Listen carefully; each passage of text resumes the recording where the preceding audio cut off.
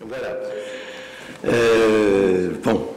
Bon, néanmoins, on a quand même 14 délibres, mais je me rends compte que d'organiser un conseil municipal le 4 juillet à 19 h, c'est pas facile, donc on tâchera de s'abstenir, hein, puisque déjà des personnes sont en vacances. Voilà. Donc, il faut qu'on procède à l'appel pour vérifier le quorum. On l'a juste atteint. Je crois que nous sommes 14, hein, par rapport effectivement à 27.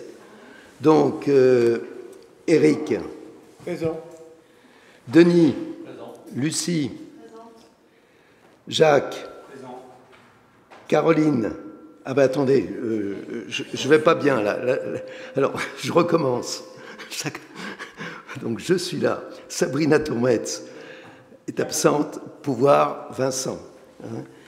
Éric, entendu. Ève est absente. Elle donne son pouvoir à Siam. Denis, présent. Lucie, présente. Bertrand est absent et il me donne son pouvoir. Charlotte est absente et elle donne son pouvoir à Éric. Jacques est présent. Voilà. Caroline de Sazelli est absente et elle a donné son pouvoir à Hervé. Caroline, voilà, présente. Hervé, Vincent, présent. Mathieu, il doit arriver, mais pour l'instant, il est absent. Siam, présent. Maëlys, absente, elle a donné son pouvoir à Frédéric. Frédéric. Laurent. Voilà. Julien est absent, il a donné son pouvoir à Lucie. Ségolène. Très bien. Stéphanie Bancal est absente, elle a donné son pouvoir à qui? Alexandre. Je ne l'avais pas l'information. Françoise est absente et elle a donné son pouvoir à Laurent. Patrick est absent, il a donné son pouvoir à Denis. Noël, vous avez des nouvelles de Noël? Elle est absente, elle n'a pas donné de pouvoir? Non, elle ne trouvait personne. Bah écoute, on est là et on... Je veux dire par là, on respecte toujours les souhaits de chacun des conseillers. Donc elle pouvait nous passer son pouvoir en confiance. Dominique. Voilà. Claude, elle est absente, mais elle a donné son pouvoir à Dominique. Donc avec tout cela, on a le quorum à 14. Bon, Karine est parmi nous. Je salue aussi, je n'ai pas votre nom, mais la personne Myriam qui s'occupe de la diffusion. Et puis, on a effectivement Fabien, notre juriste. Voilà. Alors, effectivement, il y a un rôle primordial. C'est le rôle du secrétaire de séance. Et après plusieurs demandes, Hervé a accepté. Bravo. Voilà. Voilà. Je n'ai pas l'ordre du jour. Vous avez l'ordre du jour. Voilà. Voilà. Donc, vous avez reçu l'ordre du jour, hein, donc avec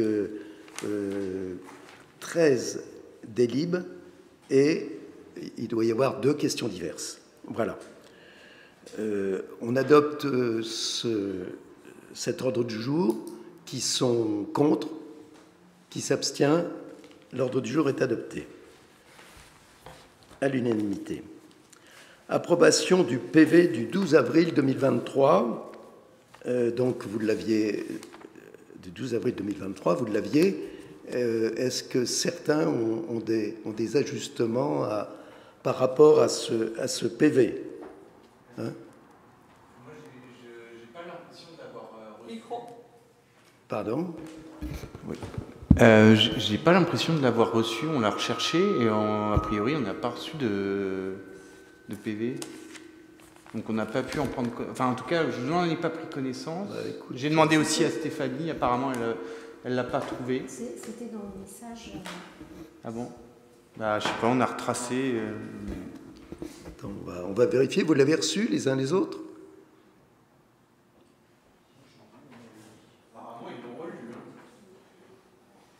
Oh bah, tu sais, puisque on ne fait pas de synthèse, on ne peut pas faire de synthèse parce qu'à chaque fois on a des contestations, donc c'est vraiment l'enregistrement. Hein? Non, il n'était pas. Il n'était pas dans la convocation. Bon, alors. Donc on reporte. Donc il est reporté, j'en suis désolé, excusez-nous pour ce PV oublié dans l'envoi. Hein. Et si on pouvait aussi obtenir, quand on nous envoie les mails... Pardon?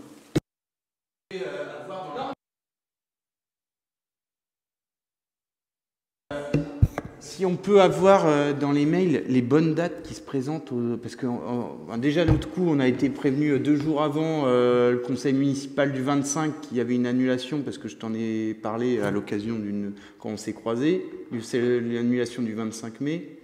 Et là dans les mails qu'on reçoit c'était une date du 12 avril. Enfin, si on peut avoir quelque chose d'un peu plus carré dans les envois, ça nous faciliterait le traitement. Là, Alexandre, c'est tout à fait exceptionnel.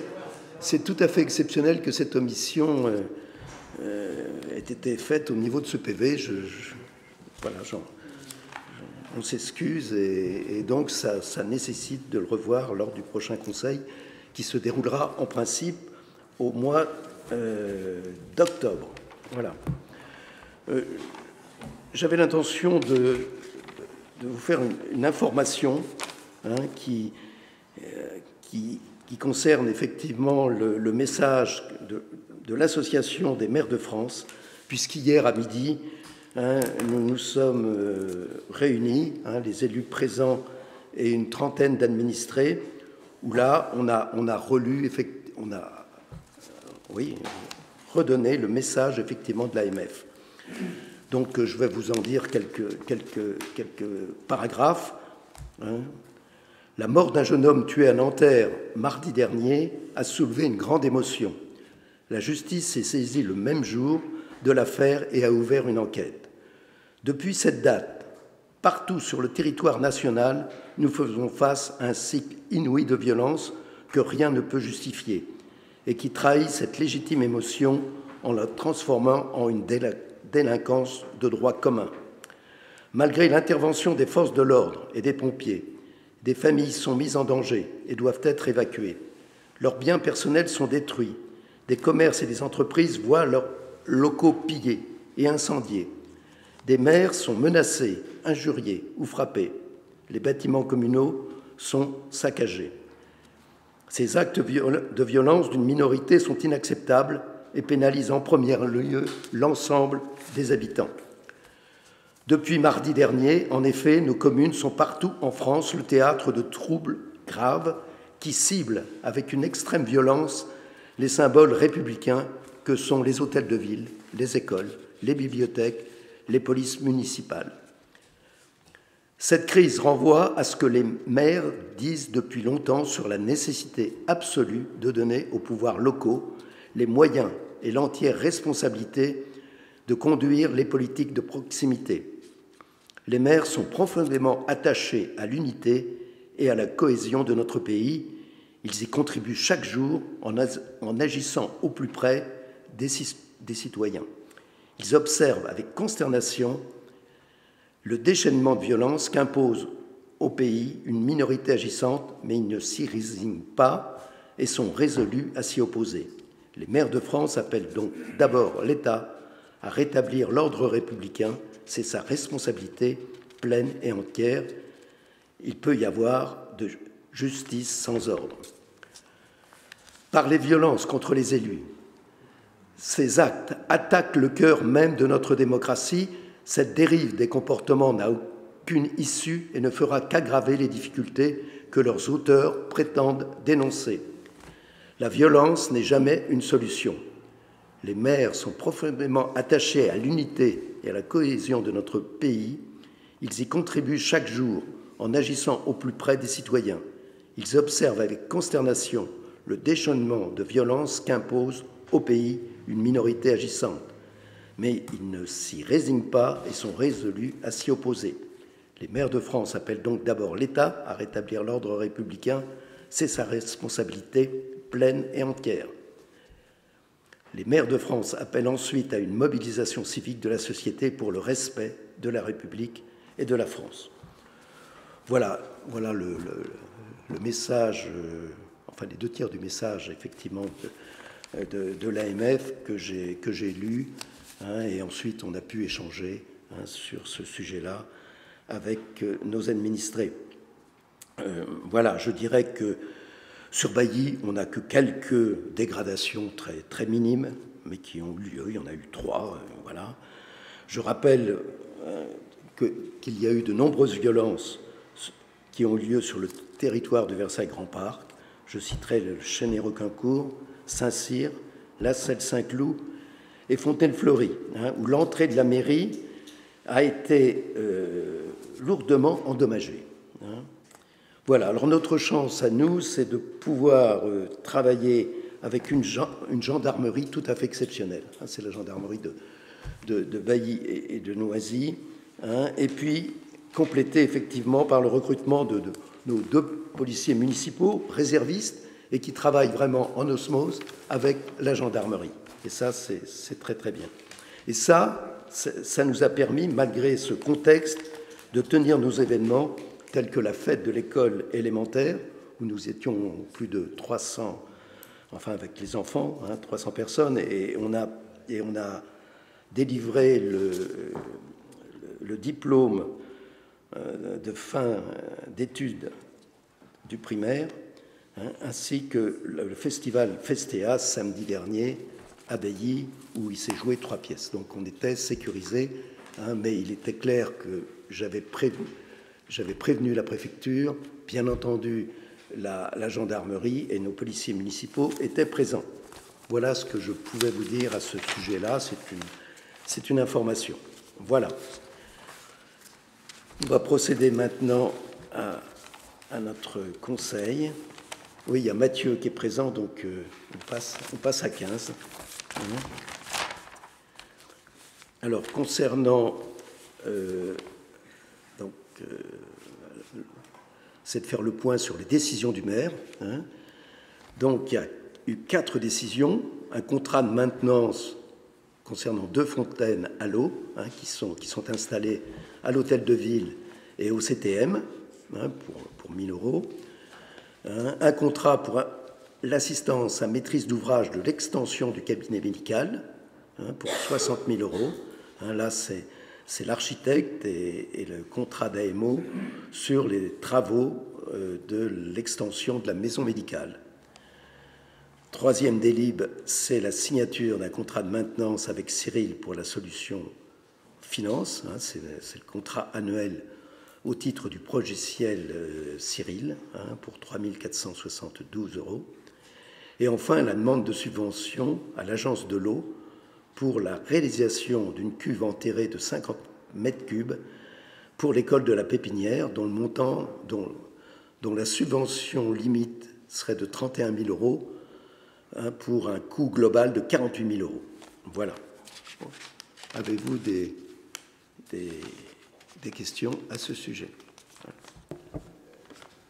Oui, Vincent. J'avais allumé le premier. C'est quoi cette cuve de 50 mètres cubes à l'école de Pépinière? C'est une cuve pour récupérer l'eau. On essaie de récupérer le plus de pluie possible. Oui, absolument. Oui. Il y a des sécheresses colossales qui sont en cours et qui s'annoncent pour les années à venir avec le réchauffement climatique, et on essaye d'installer des citernes de récupération d'eau de pluie pour permettre... Aujourd'hui, on a une cuve de 50 mètres cubes au centre technique municipal, et on essaye, donc ça nous fait un point qui permet d'arroser déjà là en ce moment en période de sécheresse. C'est la seule ressource à laquelle on a droit. Mon propos, c'était plutôt de savoir ce qu'on faisait avec 50 mètres cubes sur le site de l'école de la Pépinière. Alors, est-ce que c'est 50 mètres cubes pour... Non, c'est pas pour arroser l'école de la Pépinière, c'est pour que nos services j'ai bien compris qu'il y avait une puissent remplir sécheresse. leur cuve et arroser les espaces verts de la ville. Et il y en a d'autres encore en Voilà, projet. Ça répond à un besoin. Hein, on en a une aujourd'hui au niveau du CTM. Hein, on en aura une seconde sur le site du marché et 2 autres dans chacune des écoles. Ça pourrait nous en faire 4, voilà, qui sont dûment subventionnés. Donc, et l'intérêt, c'est que ça sera aussi réparti dans la ville pour pouvoir les utiliser le plus efficacement possible. Voilà, on va passer... J'avais une question aussi. Tu as dit, Jacques, que c'était en gros un coût de l'ordre des 48 000 €. Oui, c'est le chiffre qu'on m'a donné. Et ça nécessite quoi? Parce que...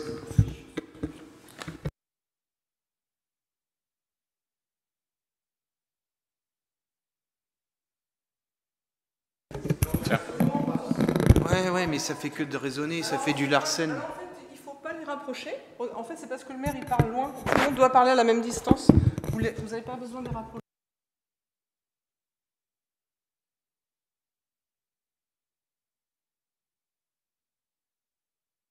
Ça pique. Gardez vos distances parce que le retour est... Oui, c'est...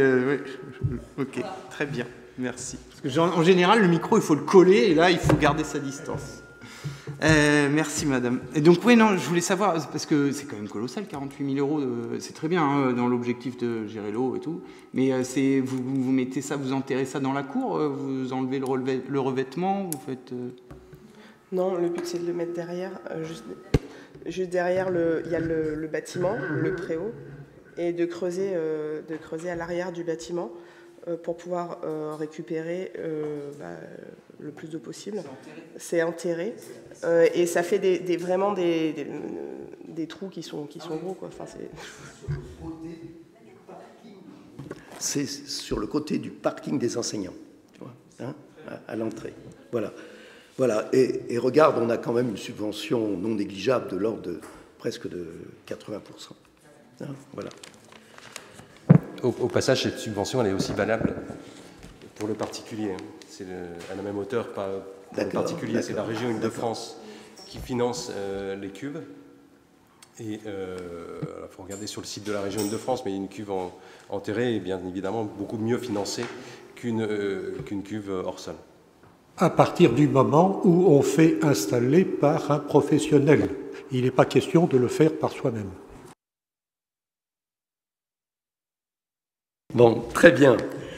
Allez, on va tâcher d'aller vite. Là, adoption du référentiel M57. Je laisse la parole à Éric.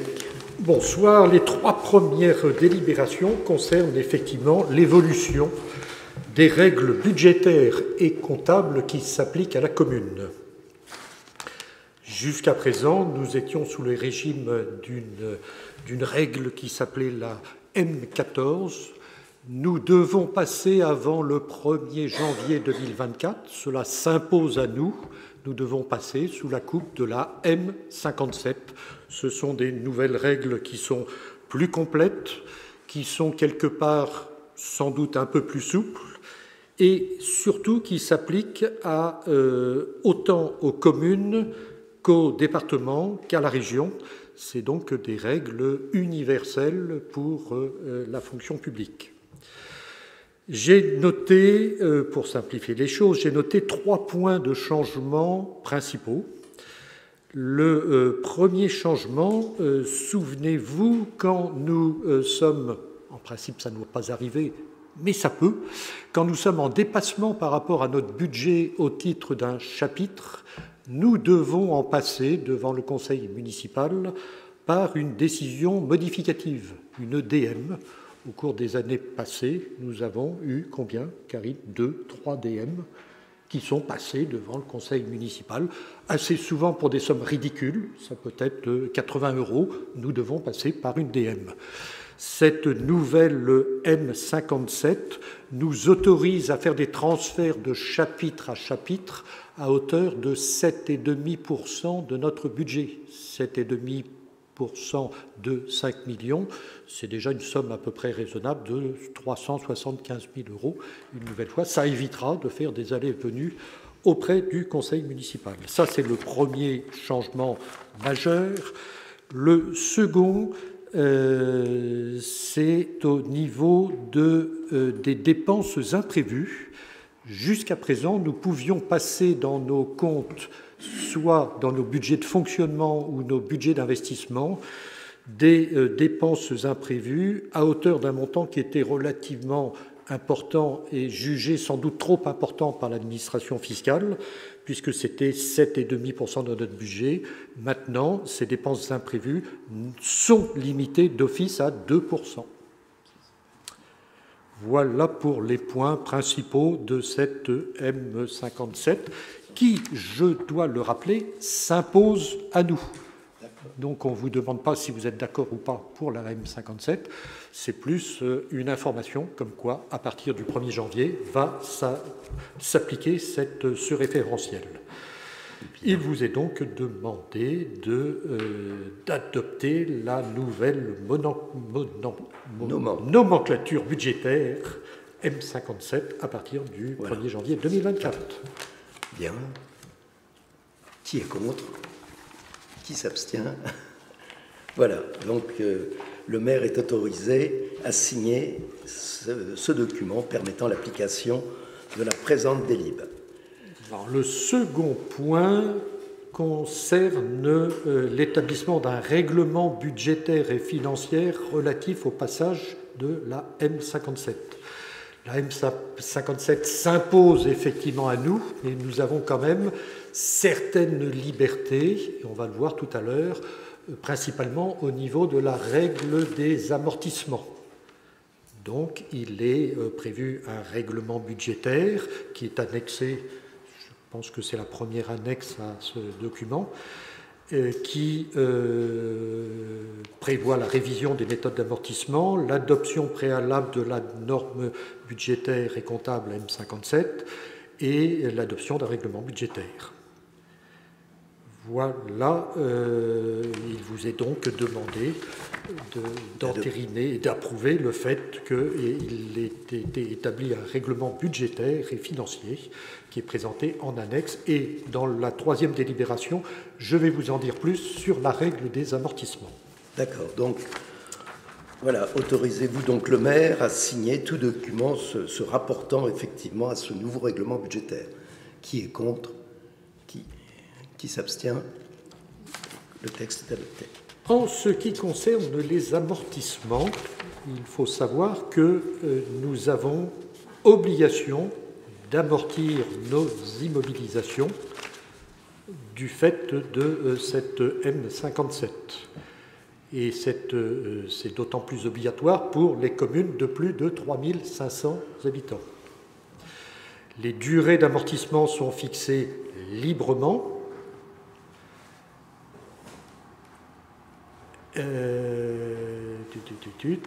En ce qui concerne les amortissements, la nouvelle règle, contrairement à la M14, les amortissements sont maintenant calculés pro rata temporis. Pro rata temporis dès l'année d'inscription des immobilisations dans nos comptes, alors que jusqu'à présent, les amortissements ne s'effectuaient qu'à partir de l'année suivante. C'est le changement majeur de cette M57. Un autre point qui n'est pas très important, mais qui est un changement par rapport au précédent, c'est que les biens de faible valeur, et on a nous-mêmes chiffré la barre à 1 000 €, les amortissements vont s'appliquer en une seule fois, et là, non pas pro rata temporis, mais sur l'année suivant l'inscription dans nos comptes. Voilà pour ce qui concerne ces nouvelles règles d'amortissement. Donc, il vous est demandé d'approuver les durées d'amortissement qui font l'objet d'un tableau qui est présenté en annexe, d'adopter la règle d'amortissement linéaire pour l'ensemble des amortissements, sauf pour les petits montants, où ce ne sera pas pro rata temporis, mais l'année suivant l'inscription dans les comptes. Voilà. Avez-vous des questions suite à l'exposé d'Éric? Sinon, autorisez-vous donc le maire à signer tout document permettant l'application de cette présente délibération. Qui est contre? Qui s'abstient? Donc la délibération est adoptée. Nous en avons fini avec la M57. Nous abordons un autre sujet qui est différent et qui concerne les frais de représentation de Monsieur le maire. Monsieur le maire est amené à supporter un certain nombre de dépenses de représentation qui, alors je parle essentiellement, ce sont des repas, des invitations à l'occasion de repas, qui ne posent aucun problème à partir du moment où il reçoit au niveau du pavillon de Bailly, avec lequel est mis en place un système de mandat administratif qui ne pose aucun problème. C'est le pavillon de Bailly envoie directement sa facture à la mairie ou dans le système comptable de la mairie et le remboursement s'opère automatiquement. Ce système ne marche pas avec les autres établissements et Monsieur le maire est appelé à recevoir également dans d'autres établissements que le pavillon de Bailly. Alors on s'est ouvert de ce problème auprès de la DGFiP qui nous a recommandé, il existe une parade tout à fait évidente qui consiste simplement à imaginer des avances faites à Monsieur le maire dans une certaine limite. Avances qui ne le dispensent pas, lui, de conserver tout justificatif des dépenses qu'il peut engager pour le compte de la mairie et qu'il doit pouvoir présenter aux impôts à la première demande. Il est demandé, au titre de cette année 2023, c'est-à-dire sur les 6 mois qu'il reste, d'autoriser Monsieur le maire à bénéficier d'une avance à hauteur de 500 €. Cette avance sera revue l'année prochaine pour le prochain budget. Voilà ce qu'il est demandé d'approuver. Voilà. Avez-vous des questions sur ce sujet? Là, ce que vous dites, Monsieur Vespirène, c'est 500 € pour l'année 2023 et vous avez précisé que c'est 6 mois de l'année. Donc on peut imaginer que l'année prochaine, le montant sera plutôt de 1 000 €, c'est cela? C'est probablement, mais une nouvelle fois, le conseil en décidera. Ça passera au conseil municipal qui approuvera l'enveloppe. Chaque année, on repassera cela en conseil? C'est au niveau du BP. Ce sera présenté au BP. D'accord. Ok. Et discuté au niveau du BP. J'ai une question. Toute dépense, en tout cas, est justifiée. À l'égard de la DGFiP, je dois à chaque fois mentionner, et c'est normal, le nom de l'invité. Et derrière, indirectement, il y a l'objet. Voilà. Bien sûr. Je découvre un peu le fonctionnement des notes de frais dans le public, mais dans le public, on ne peut pas faire de notes de frais. Jacques ne peut pas, on ne peut pas se faire rembourser. D'accord. Donc, où on va manger tout le temps à la même cantine avec, voilà. ou sinon, il faut faire une avance. Absolument. Bon, ce qui justifie effectivement l'avance. Il y avait une question de Dominique. Oui, juste de compréhension. Il a été évoqué PP. Je ne sais pas ce que c'est que PP. BP. Budget primitif. Un BP. Voilà. Enfin, je peux. Ouais. Y a-t-il d'autres questions? Qui est contre? Qui s'abstient? Voilà. Donc il y a. C'est abstention. Oui, abstention. 3. Voilà. Donc, merci. Et nous passons effectivement à une autre. 5e délibération. Il s'agit de quelque chose que vous connaissez bien, c'est-à-dire la mutualisation avec VGP des prestations informatiques que nous renouvelons tous les ans. Il s'agit donc, nous payons par le biais de cette mutualisation tant la mise à disposition d'une personne que les frais spécifiquement informatiques des prestations qui sont faites par VGP. Au titre de l'année 2022, il avait été prévu, en ce qui concerne le personnel, un budget pour notre commune de 14 143 €. La dépense a été de 13 105, soit une moins-value de 1 038 €. En ce qui concerne les frais, de la même façon, entre le coût prévisionnel et le coût réel, il y a eu une économie de 208 €.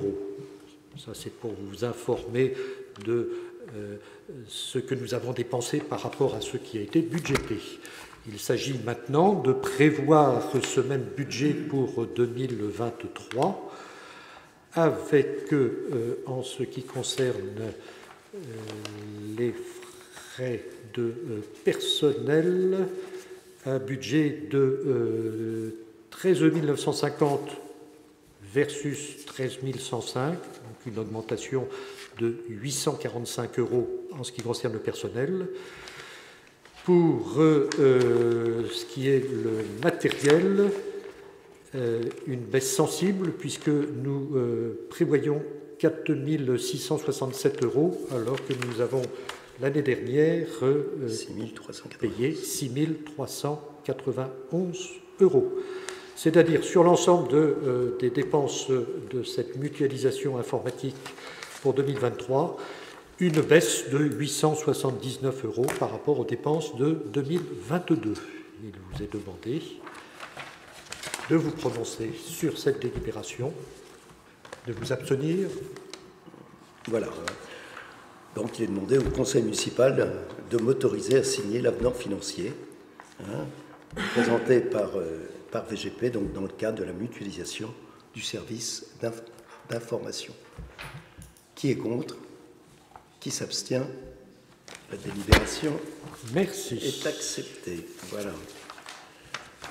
Nous passons à la 7e, subvention exceptionnelle au Scrabble, mon cher. Numéro 6. Ah bon, j'ai mis là. Vraiment, je n'ai pas le dernier. Donc, il s'agit d'une demande exceptionnelle d'une association qui existe depuis la nuit des temps et qui pratique tant au niveau des loisirs que de la compétition du Scrabble et qui participe chaque année au Forum des associations. Donc l'association a fait une demande exceptionnelle parce qu'elle a été qualifiée au niveau régional et elle doit disputer une compétition au niveau national. Et pour ce faire, compte tenu qu'ils ont des frais de déplacement, le championnat de France se fait à Poitiers. Ils ont sollicité les deux villes pour avoir une somme identique des deux villes, c'est-à-dire 200 € par ville pour les frais de déplacement. Donc il est demandé au conseil municipal d'approuver cette demande. Qui est contre? Non, c'est monsieur le maire. Ah, c'est monsieur le maire, pardon. Comme j'étais le rapporteur, Voilà. Avez-vous des questions sur ce point? Êtes-vous contre? Pas d'abstention, donc la délibération est acceptée. Juste pour information, comme il y avait un conseil municipal à Noisy hier soir, je me suis renseigné et donc les 200 € aussi ont été octroyés par la ville de Noisy. D'accord, très bien. Donc, candidature au programme Prior Yvelines. Cette délibération devait être présentée par Sabrina, qui est absente et qui s'excuse. Si vous voulez, Prior Yvelines se définit d'abord comme un programme de soutien à la production de logements, à travers un soutien donc aux maires bâtisseurs dans l'effort financier à supporter, notamment en équipement et espaces publics, un appui aux opérations de logement structurellement déficitaires pour assurer leur concrétisation. Le département propose donc aux collectivités, d'une part, une offre d'ingénierie et d'autre part, un partenariat financier. Donc, la première étape, c'est l'appel à projet qui vise à sélectionner les projets de développement résiduel et de rénovation urbaine répondant aux objectifs de la politique d'aménagement du territoire départemental. Pour les lauréats de l'appel à projet, donc, il y aura une analyse préopérationnelle du projet. Et dans ce cadre, Prieur-Yvelines donnera son avis sur la pertinence du projet présenté et sur le concours financier sollicité à l'échelle de la convention et au bénéfice de chaque opération identifiée. Et enfin, une convention sera conclue donc entre la commune et le département. Voilà. Page suivante. Donc, pour bénéficier de ce dispositif, la ville de Bailly doit justifier, à minima, d'un volume de 78 logements dans le cadre de cette convention. En fin de compte, la ville participe à la production de 390 logements, donc résidences inclus. Il y a les logements sociaux, plus d'autres logements privés. Si je prends l'exemple de la résidence senior, on a 32 logements sociaux, mais on a surtout 74 logements privés. Donc là, c'est inclus, et on arrive effectivement à ce chiffre-là. Donc pour nous, c'est surtout dans le cadre de nos projets sociaux, on pense à l'aménagement du cœur de ville, qui est lié effectivement au manoir. Le manoir, c'est 100% de logements sociaux. Et si vous voulez, il y aurait eu des logements purement privés dans ce dossier. On aurait pu demander ce qu'on appelle un PUP pour aménager, je dirais, le contour et la voirie autour du manoir. Donc ce n'est pas le cas. On souhaite effectivement demander, dans le cadre du programme Prior, l'aménagement du cœur de ville, qui comprendra rond-point, voirie, stationnement. Pour la rue de Chaponval, où là on a notre principal projet de logement inclusif, il y aura sûrement une place à élargir, des trottoirs et une voie à agrandir. Idem pour la résidence de Gondy ou la résidence senior. Voilà, c'est la raison pour laquelle on se tourne vers le département, parce qu'il faut savoir qu'en termes de voirie, nous sommes très peu subventionnés. C'est quasiment pas. Donc on est rentré en contact avec le service responsable de Prieur-Yvelines, et j'espère qu'on va obtenir gain de cause. Donc la question, ça sera de savoir si on joue, on est sur 4 projets, ou si on s'en tient à 2 pour avoir le plus possible sur chacun. On va étudier ça avec Karine, qui y travaille et qui a donc un rendez-vous déjà, enfin qui a eu déjà plusieurs rendez-vous et qui va en avoir d'autres à l'issue de la fin du mois d'août. Voilà. Voilà ce que je pouvais vous dire sur cette approche. C'est une approche donc de subvention complémentaire au niveau de chacun de nos projets urbains sociaux. Est-ce que vous avez des questions sur ce point?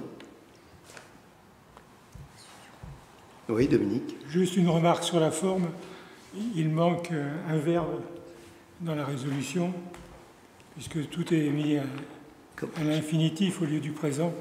Donc il manque le terme décider, enfin décide, et c'était le même cas à la résolution numéro 2.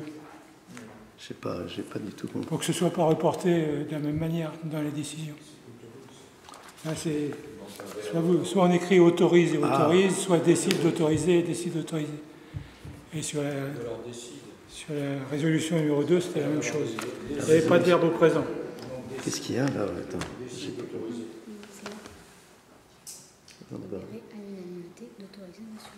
Alors c'est quoi? On peut le laisser comme ça peut être... D'accord, donc décide d'autoriser. Entendu. D'accord, entendu. Merci de ta remarque. Alexandre?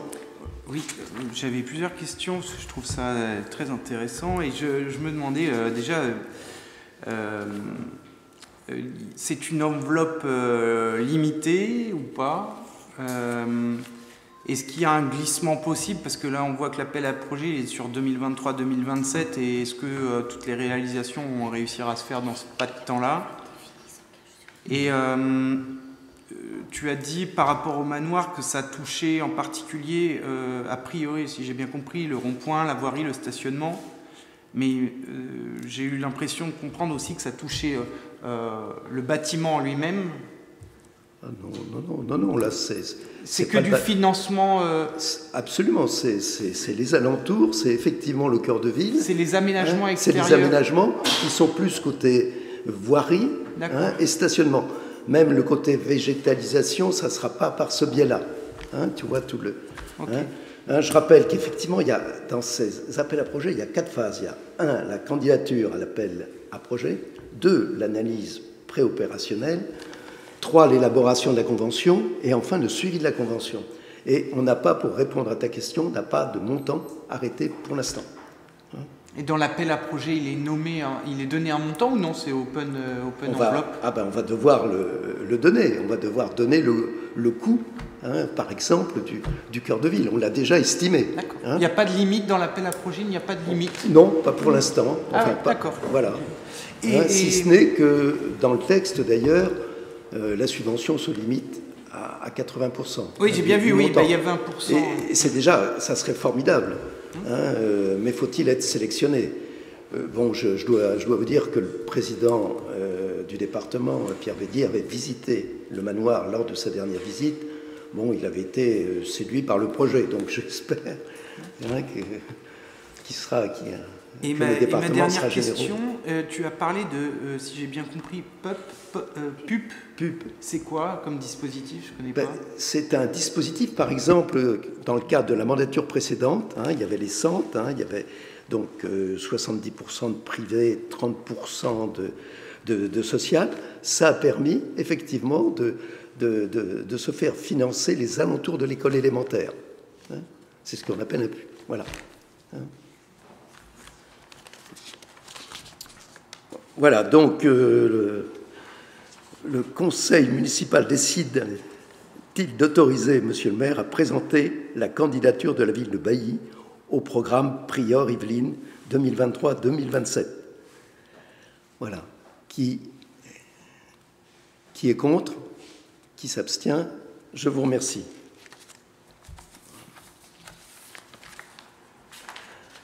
Denis, donc la délibération numéro 8. Moi j'ai 8. Ok, donc les praticiens du cabinet médical ont sollicité les services de la ville afin d'avoir une connexion Internet par la fibre optique, permettant d'améliorer les connexions des médecins pour les démarches devant être faites par Internet dans le cadre de leur pratique professionnelle. La ville a conclu une convention avec XP Fibre, gestionnaire du réseau fibre sur le territoire de Bailly, et cette dernière permet à XP Fibre d'amener dans le cabinet médical une arrivée fibre permettant un débit plus important. Cette opération ne représente pas d'engagement financier pour la ville, elle est entièrement prise en charge par XP Fibre. Par conséquent, il est demandé au conseil municipal d'approuver la convention de raccordement en fibre optique du cabinet médical avec le gestionnaire XP Fibre et d'autoriser Monsieur le maire ou son représentant à la signer. Écoute, merci. Donc, avez-vous des questions sur ce point? Qui est contre? Qui s'abstient? Je vous remercie. Et on passe à la convention de financement relative à l'appel à projet aux arbres citoyens. Caroline, tu as la parole. Alors, donc je ne vais pas vous lire toute la délib parce qu'elle est un peu longue, mais vous l'avez sans doute déjà lu. L'idée, c'est qu'il y a eu donc un appel à projet qui a été fait par France Nature Environnement. Il y a eu une forme de téléthon des arbres fin d'année dernière. On a proposé un projet qui concerne à la fois la partie forêt, la partie arbre en ville et la partie ébocagère côté plaine de Versailles, avec un tout petit projet de ébocagère. On n'est vraiment pas du tout sur de la grosse EM, mais c'était plus pour permettre une forme de sensibilisation sur les problématiques qui peuvent se situer dans la plaine, et notamment en lien avec les partages d'usage pour les agriculteurs. Et on a donc à la fois la chance d'avoir été retenu et du coup l'obligation, pour pouvoir percevoir les fonds associés à ce projet, de devoir mettre en place une convention avec France Nature Environnement, qui est le porteur le porteur des fonds pour cette opération. Donc il y a une opération de protection de la nature et de l'environnement en France, évidemment. Et donc la délibération numéro 9 a pour objet d'autoriser Monsieur le maire ou son représentant à signer la convention avec France Nature Environnement relative au financement de l'appel à projet aux arbres citoyens pour un montant de 23 400 €. Donc pour recevoir de l'argent. Est-ce que quelqu'un est contre? Très bien. Y a-t-il des questions sur ce sujet? Voilà, donc effectivement, donc après avoir délibéré, donc il faut approuver la convention de financement relative à l'appel des projets aux arbres citoyens et autorisez-vous, le maire, à signer la dite convention. Qui est contre? Qui s'abstient? Je vous remercie. Et dans la foulée, il y en a une seconde. Dans la foulée, il y en a une seconde parce qu'une partie de ces fonds, donc, et j'en remercie l'ONF, l'ONF a bien voulu se joindre à nous dans le cadre de ce projet pour planter et faire planter 1000 arbres en forêt, étant donné que la forêt est malade de la maladie de l'encre, qu'il y a des coupes qui sont faites, etc. Donc on a eu envie d'essayer d'aider à planter les arbres. Et donc on a dédié 2000 € des fonds dont on vient de parler pour les donner à l'ONF afin qu'ils puissent planter 1000 arbres en forêt. Et en contrepartie, l'ONF a vraiment sympathiquement accepté de nous offrir des ateliers citoyens qui nous permettront de sensibiliser du public et notamment des scolaires, mais aussi des citoyens qui souhaiteraient contribuer. Il y aura d'autres chantiers citoyens hors ONF et on espère que les participants se présenteront nombreux et la communication sera faite dans le prochain Bailly Info à ce sujet. Voilà. Donc l'idée là, c'est d'accepter que sur les 23 400 € perçus de France Nature Environnement, on soit autorisé à verser 2000 € à l'ONF afin qu'ils puissent planter 1000 arbres en forêt. D'accord. Avez-vous des questions complémentaires à la présentation de Caroline? Bon, écoutez...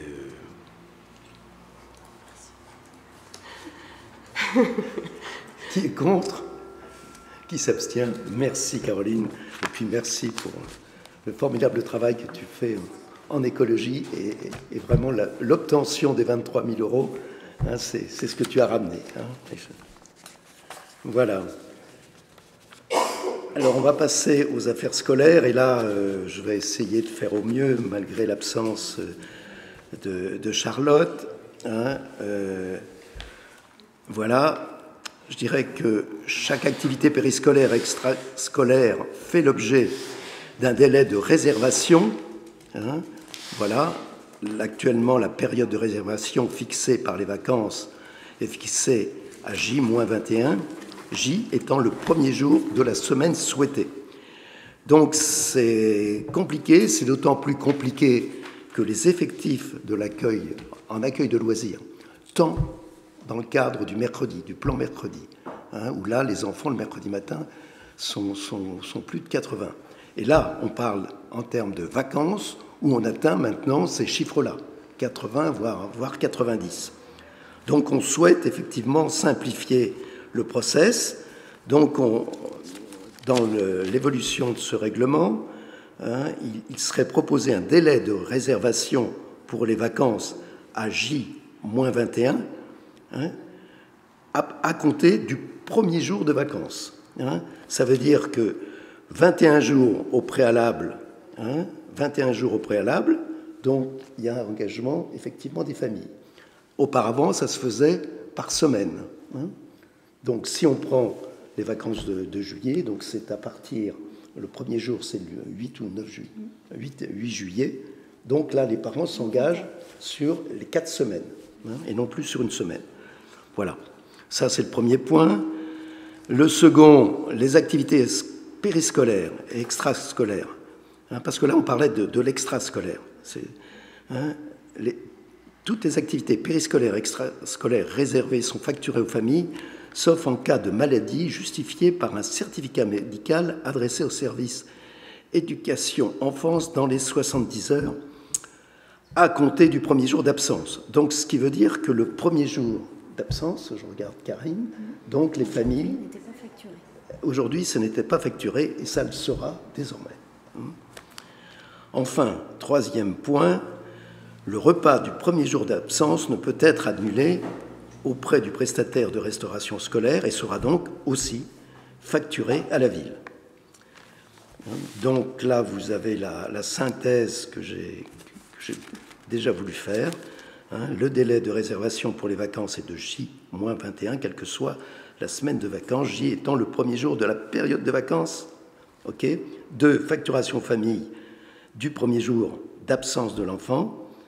Il y a un troisième point, c'est d'ouvrir les 2 structures à l'accueil de loisirs, Pasteur et Pépinière.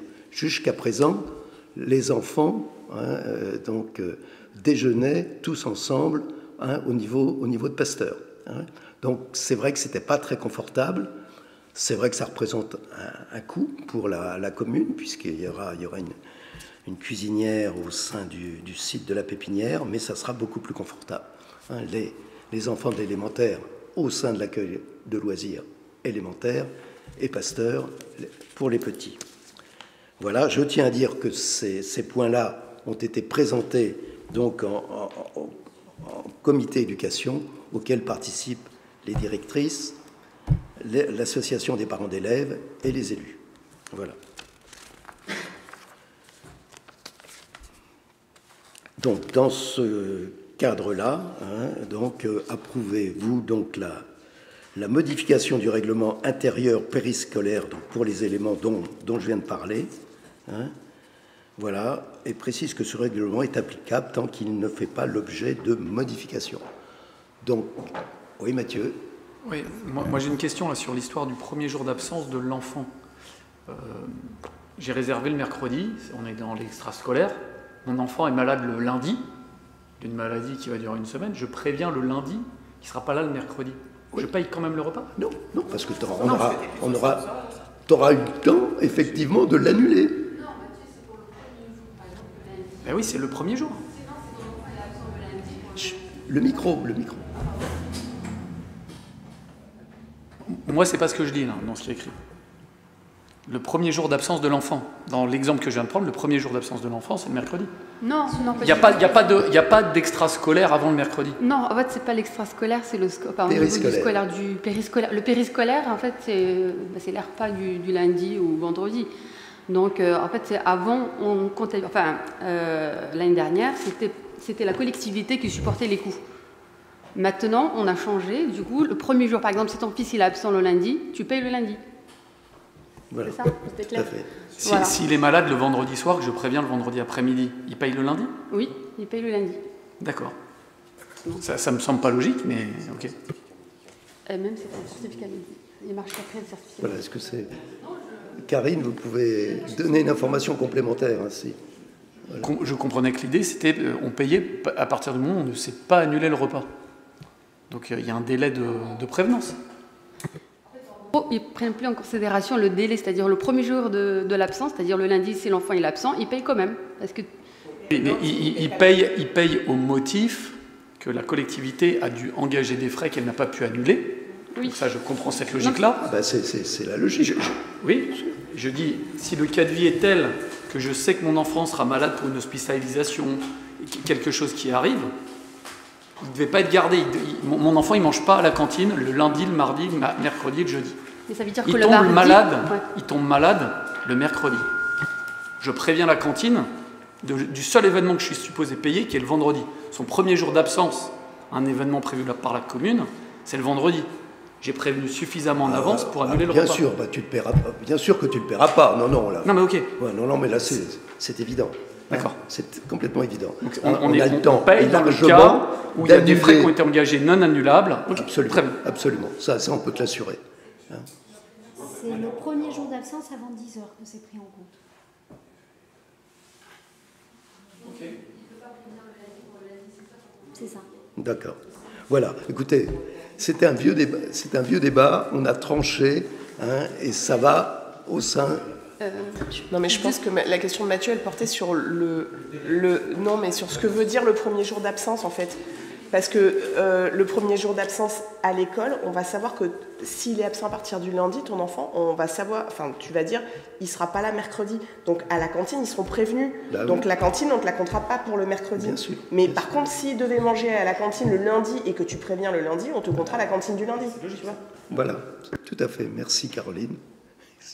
Merci à toutes les deux pour ces informations complémentaires. Donc, sur cette évolution du règlement, qui est contre, qui s'abstient, merci, cette délibération donc est acceptée. Je suis donc à la 12e, je crois, comme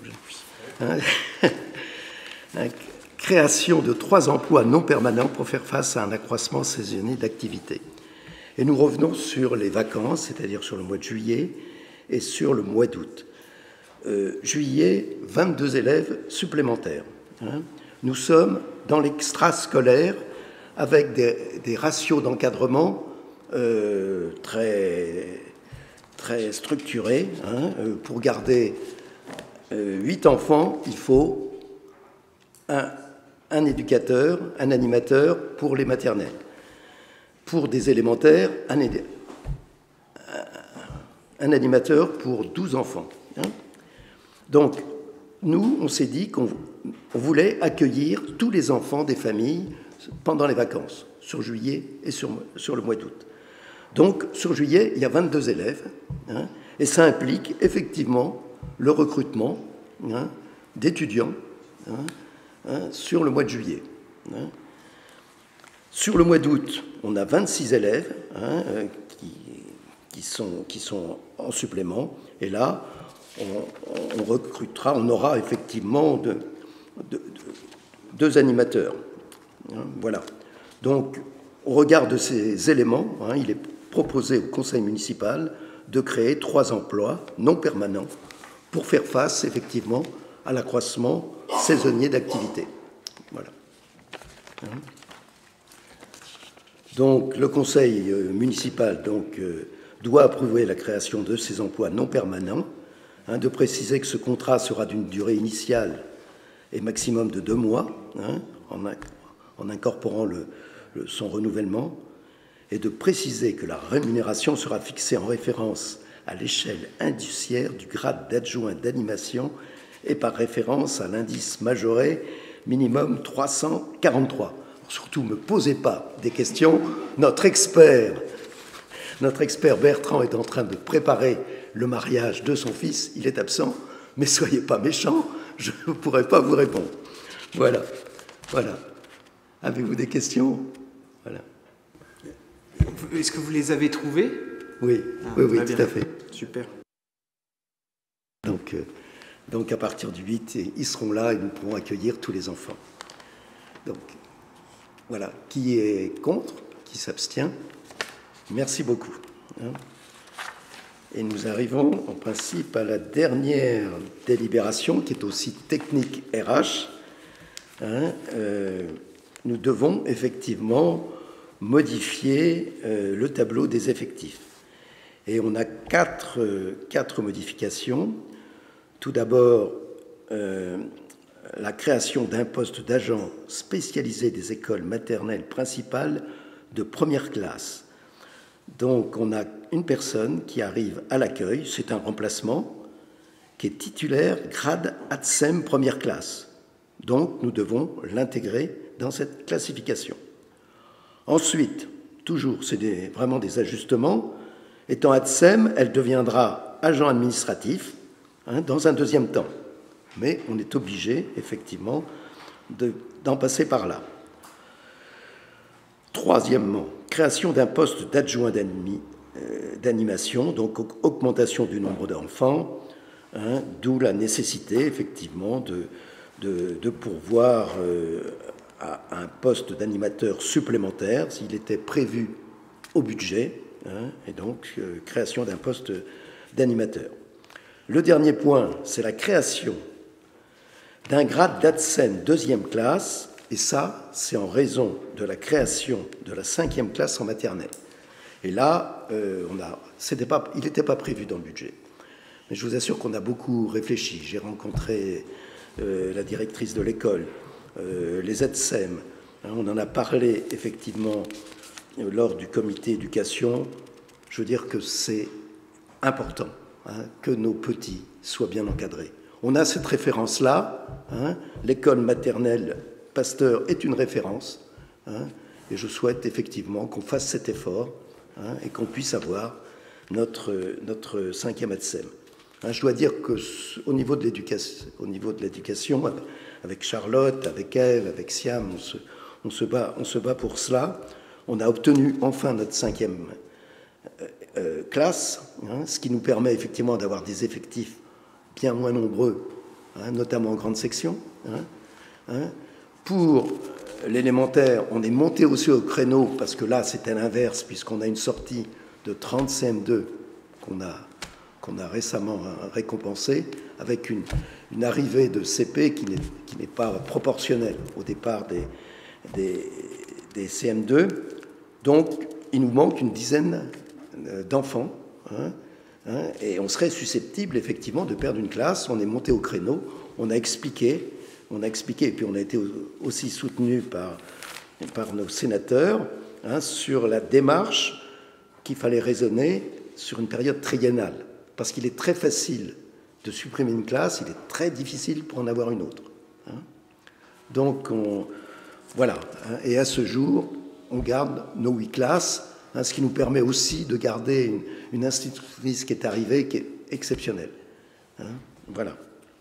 Voilà, donc voilà les modifications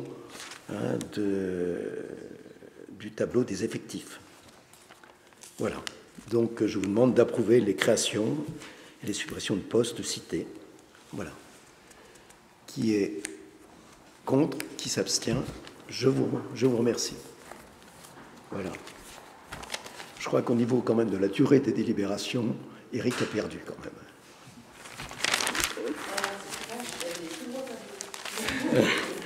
Voilà. Alors, je vais changer de dossier.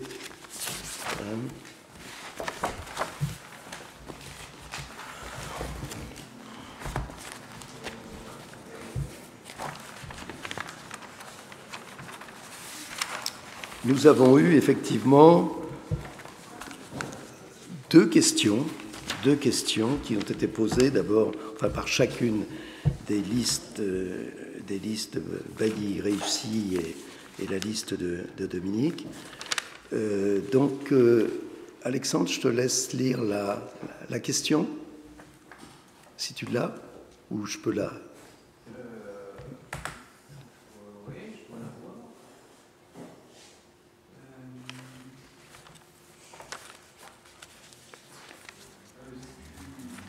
Je peux la lire, je peux te la...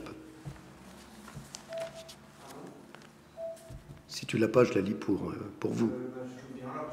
Voilà, donc le groupe Bailly réussi souhaite, là c'est les propos de Stéphanie Bancal, le groupe Bailly réussi souhaite vous interroger dans le cadre des questions diverses du prochain conseil municipal du 4 juillet sur le contenu du courrier que vous a adressé Marc Tourelle, maire de Noisy, concernant la réalisation d'une étude commune vouée à mesurer la pertinence de la fusion de nos 3 communes, Rennes-Moulins inclus.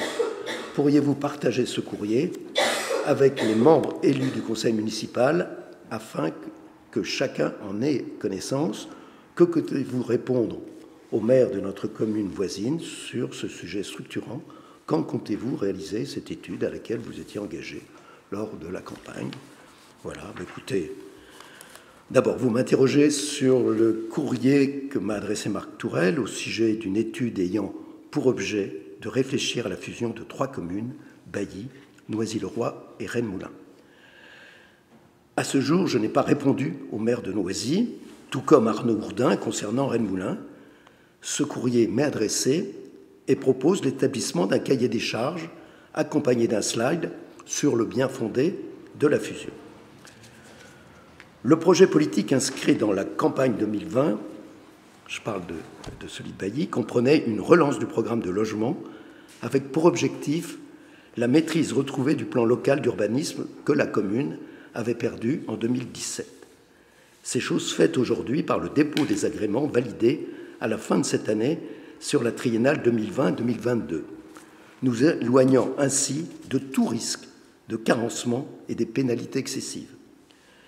Le second point a trait à notre programme d'investissement dûment financé par un autofinancement ou une épargne brute de 2,4 millions entre 2020 et 2022, ainsi que par les subventions obtenues auprès du département et de la région, et ce, sans recours à l'emprunt, et ce, sans avoir consommé l'épargne communale que nous a laissée la mandature précédente au 1er janvier 2020.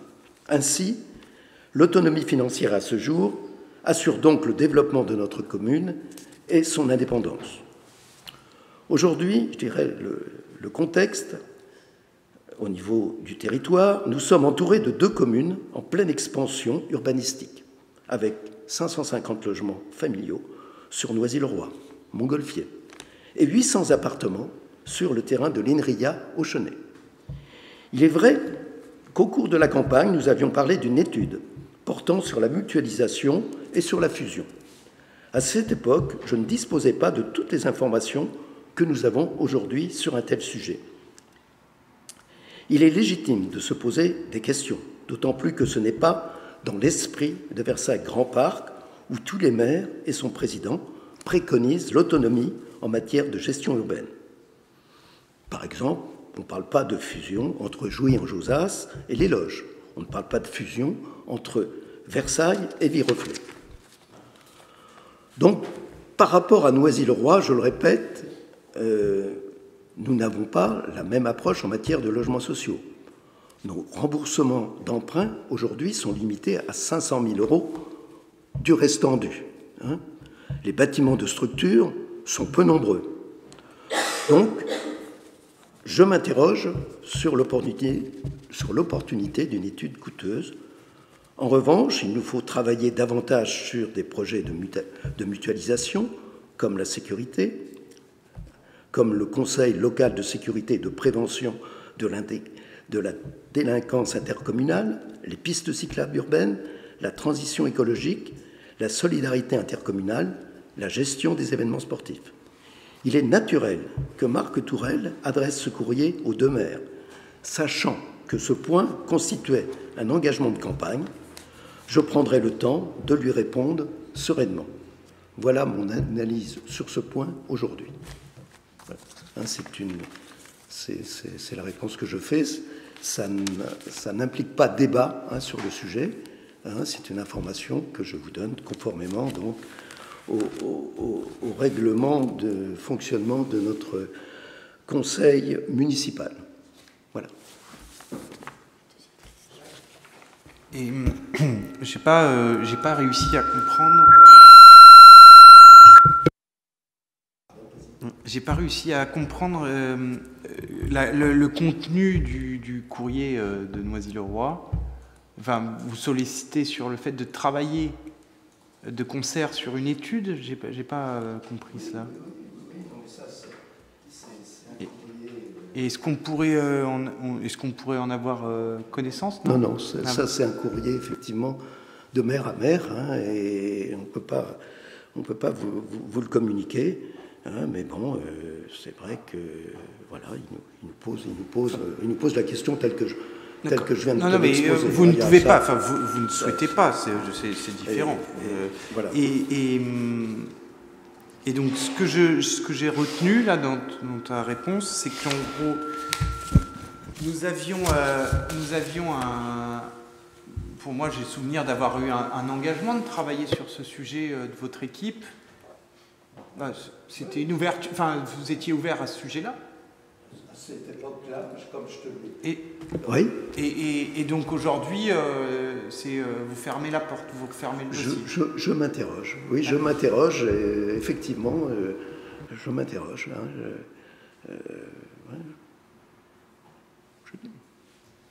Je veux dire, on peut évoluer aujourd'hui par rapport à une promesse de campagne qui a été écrite, c'est vrai. Voilà, mais le contexte est bien différent. Est-ce qu'à l'époque, on savait, j'ai parlé du développement des 2 communes, parce que le Chenay-Rancancourt arrive sacrément à nos frontières. Il va y avoir des débats, par exemple, sur un terrain comme le terrain pompier. Nous en détenons 2 tiers. Côté Noisy, sur les infrastructures. Voilà.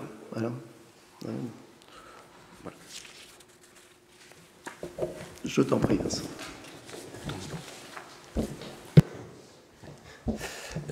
Merci Jacques.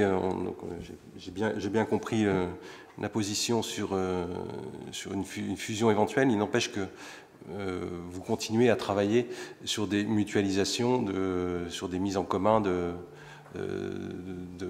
matériel, de moyens, sur d'autres sujets qu'une fusion profonde des 2 villes. Comme je l'ai cité tout à l'heure, c'est vrai que sur la sécurité, il faut qu'on s'investisse. Pour l'instant, on était dans le cadre d'une réunion trimestrielle qui s'est pas tenue, et c'est important aujourd'hui de bien savoir ce qui se passe à Noisy pour être et vice-versa à l'égard de la commune voisine. C'est important, donc on voudrait constituer un conseil local de sécurité et de prévention de la délinquance. Donc ça implique effectivement un process et une étude. J'ai parlé des pistes cyclables urbaines, Denis continue, la transition écologique, bien entendu, c'est une approche territoriale, et puis la gestion des investissements sportifs au sein du Cibano, dont on parle régulièrement. Voilà. Voilà ce que je pouvais vous dire sur ce point aujourd'hui. Mais je m'en tiens, je vais rencontrer Marc Tourelle sur ce point. Tout comme Arnaud Gourdin de Rennes.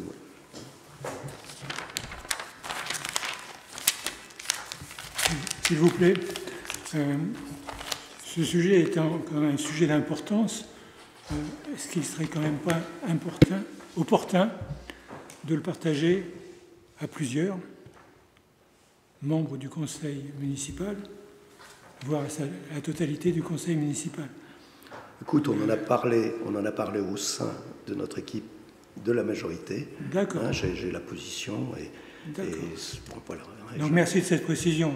Encore une fois, je remercie de l'intégration des équipes que nous constituons. Nous sommes quand même 7 représentants. Mais merci. Je n'avais pas cet élément. Entendu. Écoute, Dominique, ça tombe bien parce que je vais te laisser la parole, puisque tu dois faire état de la question que tu nous as posée. La question que je t'ai posée, je vais la lire. Monsieur le maire, le projet de construction d'une halle de marché et aménagement de son parvis évolue. Vous évoquez de nouveaux lots, donc des coûts supplémentaires. Les lots constitutifs du projet actuel seraient les suivants, mais peut-être certains nous ont-ils échappé. Réfection du réseau électrique, réfection du réseau d'évacuation des eaux usées et pluviales, réfection des sanitaires, réaménagement de la remise, construction d'une charpente et d'une toiture, installation de panneaux solaires, installation de systèmes de récupération d'eau pluviale, installation de vitres de protection, installation de toiles de séparation et de protection de grande hauteur. Pour une meilleure information, nous vous proposons de présenter lors du prochain conseil syndical du 4 juillet les lots envisagés, entre parenthèses, description et estimation des coûts. En complément, je disais, vos services ont lancé un appel d'offres pour le projet au mois de mars 2023. Nous avons trouvé les éléments constitutifs de l'appel d'offres dans le bulletin officiel des annonces de marché public, boamp.fr. Donc, 4 lots. Un lot numéro 1, déconstruction, gros œuvres, plâtrerie, isolation, sol, scellé, faïence, peinture pour 240 000 €. Un lot numéro 2, charpente, bois, métal, étanchéité, bardage pour 365 915 €. Un lot numéro 3, plomberie, chauffage, ventilation pour 40 000 €. Un lot numéro 4, VRD, électricité, espace vert, estimé 525 000 €. Total hors taxe, 1 170 915 €. Nous vous proposons de présenter lors du conseil municipal les résultats de l'appel d'offres, l'eau pourvue et valeurs actualisées. Nous vous prions, Monsieur le maire, de croire en nos sentiments respectueux. Claude Maquis, Dominique Durand. Merci Dominique. Alors, effectivement, je vais te faire une réponse un petit peu courte. 4 lots en finition d'appel d'offres sur lesquels nous ne pouvons communiquer tant que les entreprises ne sont pas notifiées. Donc il va falloir attendre encore au moins une quinzaine de jours pour pouvoir effectivement en parler davantage. Néanmoins, nous avons demandé une variante concernant le revêtement des sols du parking avec système de dalles pavées permettant l'infiltration des eaux pluviales. Cette technique empêche la saturation des réseaux d'assainissement et contribue au réapprovisionnement des nappes phréatiques. Cela permet de réduire la concentration des polluants présents dans les eaux infiltrées. Ce type de revêtement répondrait aux normes d'accessibilité aux personnes à mobilité réduite. Alors, c'est un dispositif similaire qu'on vient de mettre sur le parking mairie aujourd'hui. Et c'est vrai que c'est tout à fait remarquable. Voilà, mais ça représenterait, bien entendu, un coût supplémentaire, mais avec le support de l'agence de l'eau, on pourrait espérer obtenir 60 à 70% de subventions supplémentaires. Deuxièmement, les panneaux solaires feront aussi une approche complémentaire. Et là, il existe aussi des subventions importantes et un retour sur investissement au profit des bâtiments communaux en matière de coût de l'électricité.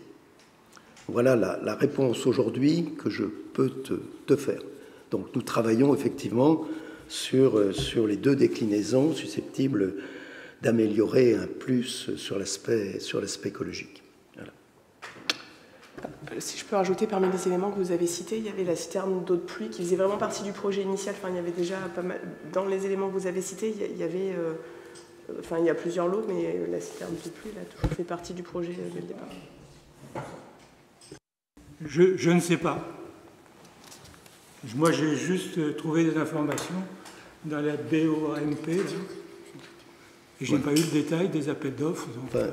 Je m'interroge, et puis, sachant que ça a été évoqué lors de réunions au marché récemment, je me demandais si c'était dans l'appel d'offres ou pas. Donc je ne sais pas ce qui est dans l'appel d'offres, ce qui est en plus, les vitres, les écrans. Dominique, d'abord, beaucoup de choses ont été dites lors de la réunion publique, d'une part, et là, je te fais état, effectivement, des compléments, je ne le cache pas, oui. Des compléments susceptibles, mais on fera, bien entendu, en parallèle des demandes de subventions adéquates. Il y a possibilité sur les 2 sujets, mais néanmoins, moi, j'ai vraiment besoin d'avoir quelque chose de précis sur le coût des lots et savoir si, effectivement, on peut réaliser tout cela. Voilà. Oui. Dominique, pour répondre à ta question, ce que tu as trouvé dans le BOAMP, c'est bien les appels d'offres qui ont été lancés auprès des entreprises, et c'est le projet qu'on avait imaginé dès le départ, quand on a, au fur et à mesure de la conception de la halte, voilà, c'est ce qu'on a imaginé. Donc c'est bien là-dessus que les entreprises vont répondre. Oui, mon questionnement, c'était la première partie. On rajoute des choses. On est parti, je ne sais pas, d'1 million, d'1,5 million, 1,5 million, 1,660 million, mais j'ai oublié de le mettre dans mon questionnement, j'aurais dû. À quel niveau à quel montant sommes-nous aujourd'hui en prévisionnel? C'est ça ma question. Est-ce qu'on est, je lance au hasard, 2 millions, 3 millions? Non, mais on a le potentiel, effectivement, sur le plan autofinancement, c'est vrai, mais on ne fera rien aussi sans l'obtention de subventions. Voilà, les 2 sujets, par exemple, dont je t'ai parlé, c'est bien. Si ça nous coûte seulement 30% de leur coût, c'est envisageable. Si c'est pas ça, ça l'est moins, c'est tout. Mais voilà. Typiquement sur les panneaux solaires, quand j'en avais parlé à Denis au départ, parce que j'avais posé la question, voilà, et ce qui m'a été répondu, c'est dans tous les cas, le projet initial, la charpente, sera prévu pour pouvoir supporter des panneaux solaires. Et comme Rome ne s'est pas faite en un jour, enfin, ça peut très bien s'envisager, effectivement, moyennant le fait d'obtenir les subventions adéquates, mais l'anticiper pour être sûr que la structure supporte, quoi. Donc c'est pour ça que ça apparaît sous forme de lot, typiquement, ce truc-là. Parce que, voilà, dès le départ, c'était l'idée de ne pas tout faire d'un coup. Et j'ai une question qui me vient par rapport à ce que dit Dominique. Sur est-ce que ces appels d'offres vont être étudiés au sein de la commission d'appel d'offres? Non. Du fait du saucissonnage que vous faites par appel d'offres, ce n'est pas... C'est un marché complet, non. Vous pouvez prendre la parole. Oui, monsieur Reich, je me permets de préciser, il n'y a pas de saucissonnage. Il s'agit d'un marché à loti, avec 4 lots, comme l'a mis en exergue monsieur Durand. Et il n'y a pas de commission d'appel d'offres, puisque les seuils qui déclenchent la commission d'appel d'offres pour les marchés de travaux sont fixés à un peu plus de 5 millions d'euros. Or, nous sommes loin d'atteindre ce montant-là.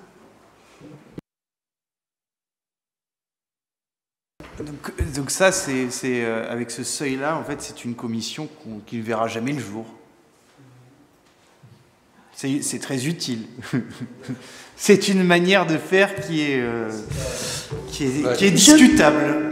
C'est le code des marchés publics. Hein. Je me permets de rappeler qu'effectivement, le code des marchés publics s'applique à toutes les communes et que pour autant, pour les marchés de services, fixe un seuil inférieur à 215 000 € hors taxe. Et c'est pour ça qu'il y a eu, il y a quelques mois, une commission d'appel d'offres relative au marché de nettoyage des locaux de la ville.